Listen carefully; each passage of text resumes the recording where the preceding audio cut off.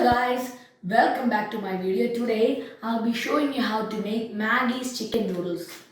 First, let's break it.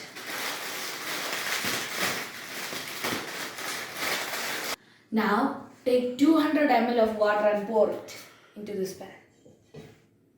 Now let's take out the taste maker and add it to the water.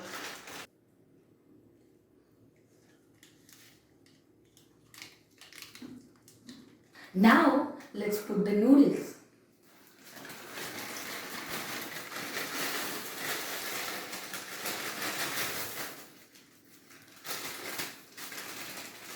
Now let's stir.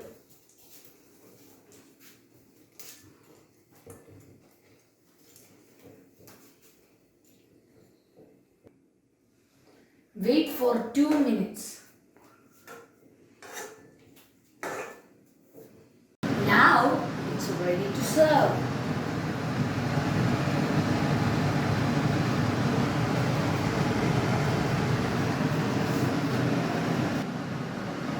Thank you for watching this video and I hope you like it. Bye bye.